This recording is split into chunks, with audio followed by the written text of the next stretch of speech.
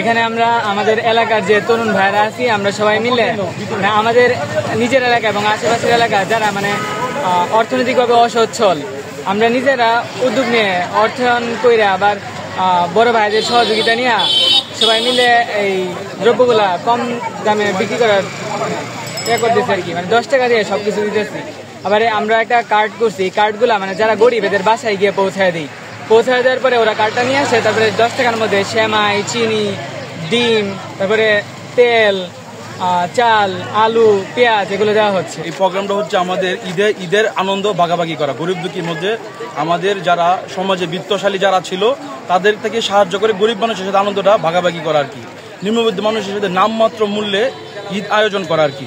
তারা যে এটা যে অপমানিত বোধ না হয় যে 10 টাকা মূল্যে তাদের সম্মানটা 18 টাকার জন্য আমরা নামমাত্র মূল্যে এগুলা জনগণের কাছে পৌঁছে দিচ্ছি, ঈদের হাসি পৌঁছে দিচ্ছি আমরা আর কি। যে এখনকার বাজার যুগে যে মূল্য আমাদের মধ্যবিত্তের মানুষের অনেক কঠিন। 10 টাকা করে বাজার অনেক আমাদের জন্য অনেক সহজ হয়েছে, অনেক আমার সাধারণ মানুষ অনেক সুন্দরভাবে করতে পারবি।